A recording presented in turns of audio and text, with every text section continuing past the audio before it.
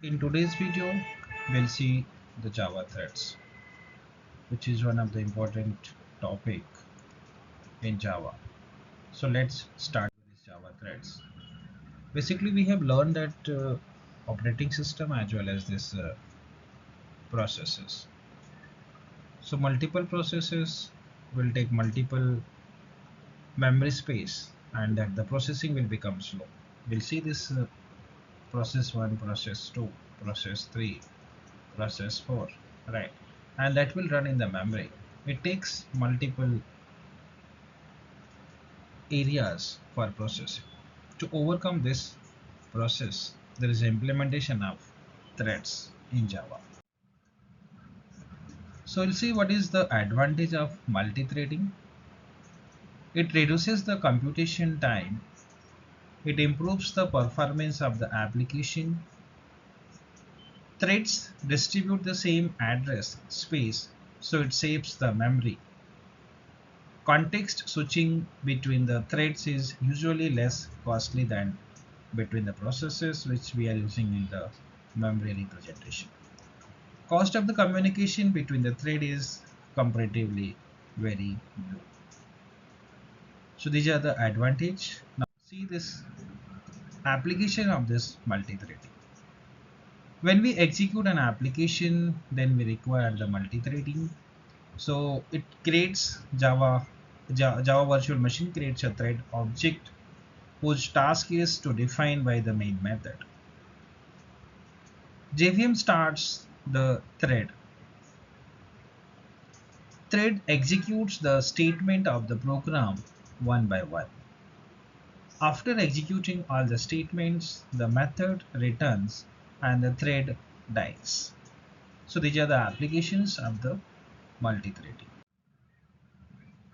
Now see that multi-threaded program. So you can see that within the main method, we can run the multiple threads. So that you can see here that thread 1, thread 2 and thread 3. So threads may switch or you can say exchange data as well as the results in between. It will start. So one by one that multiple threads will be created and it will be started. You can see this uh, applications which are serving this many users simultaneously. So that is the role of this multi-threading program. So basically it is used in Java application. You can see as in the diagram. So that through this internet server that we are serving this local area network, multiple computers are connected and multiple peoples are using the different applications. So that is through the multi-thread. Now I'll see that what is the mechanism of this thread. First, we can create the thread by extending the thread class. There are two different methods of creating the threads. Number one, we can create the thread by extending the thread class. Second, we can create the class which will implement the runnable interface. So this is the first one by extending the thread class. Second, that we can implement the runnable interface so that we can have this multiple threads. So we are creating that multiple threads by creating this thread by extending the thread class, and then we can implement the runnable interface, and in both the cases we'll implement the run methods. There are different methods. So first method, you can see that how we're creating this thread class. So threads are implemented as an object that contains a method called run. So that we'll write here class, the name of the class which extends the thread, and it always call this run method.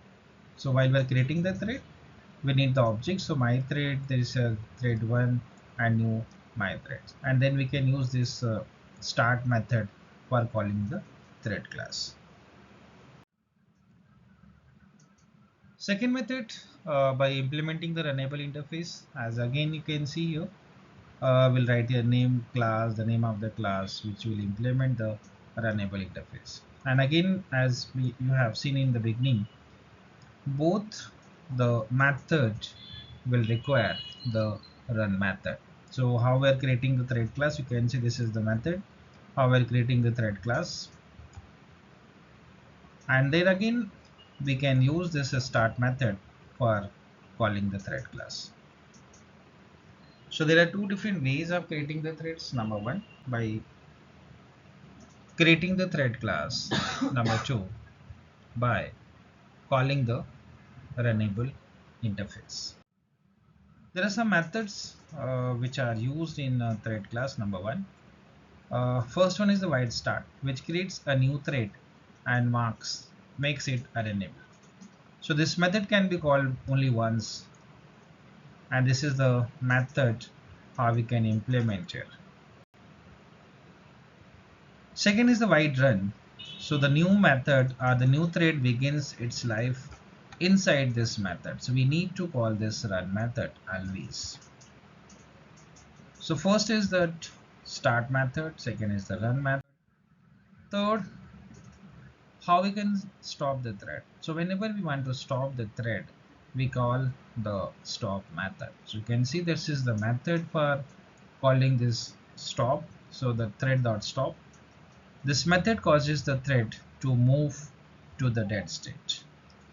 And the stop may used when premature death of the thread is desired. So we can call this method whenever we want to stop the thread.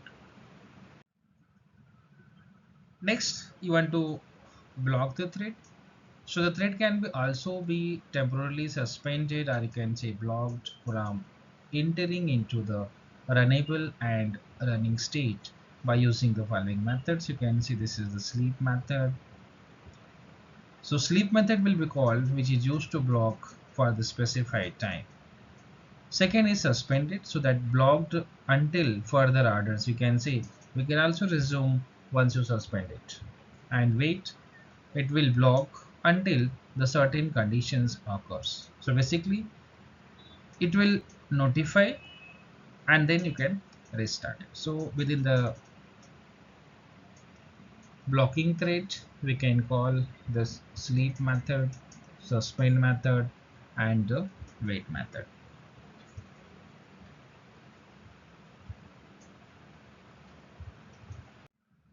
Next, the life cycle of the thread. So while you're talking about the thread, how the thread works. So during the life cycle of the thread, there are 5 different states: newborn state, runnable state, running state, block state, and dead state. So you can see that one by one. First one is the newborn state. Second is the runnable state. Third is the running state. Fourth is the blocked state. And fifth one is the dead state. So these are 5 states of the life cycle of the thread.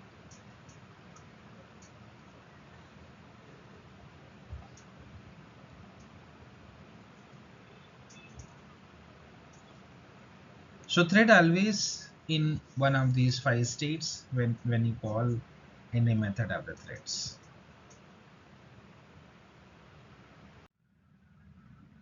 Thread state diagram, you can see this is the always started with this newborn state. You can see this always thread will be started from the newborn state.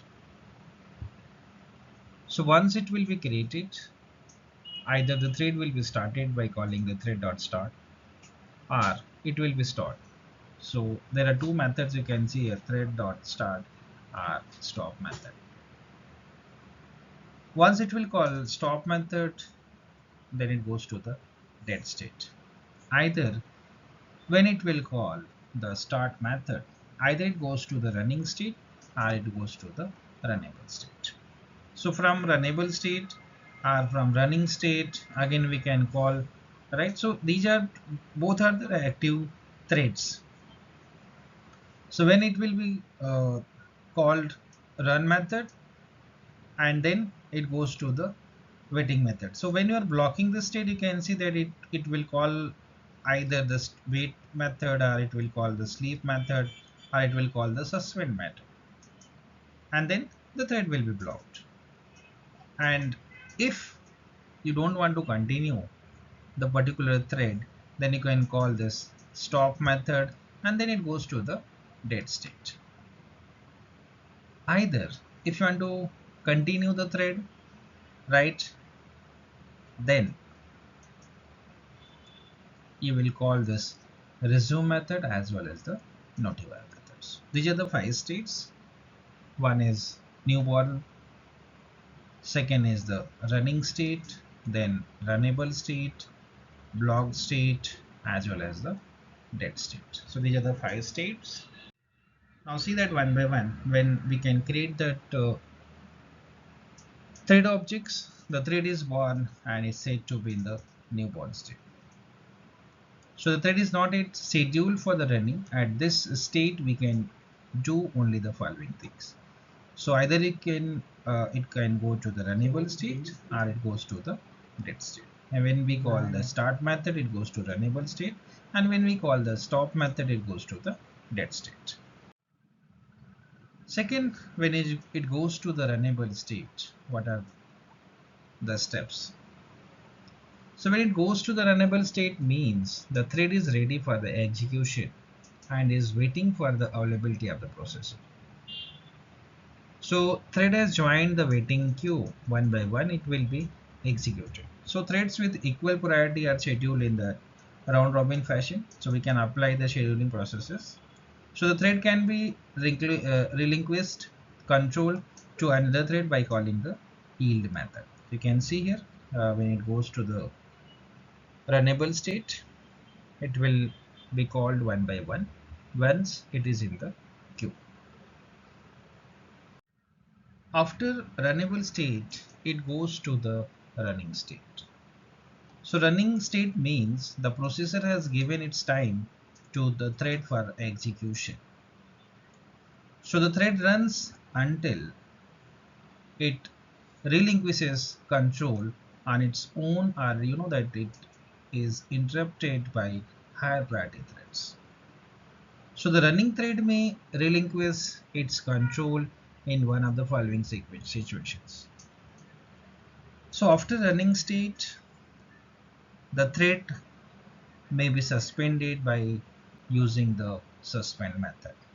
Either it has been made to sleep by calling the sleep method, or it has been told to wait until some event occurs by calling the wait method. So you can see that through the diagram here.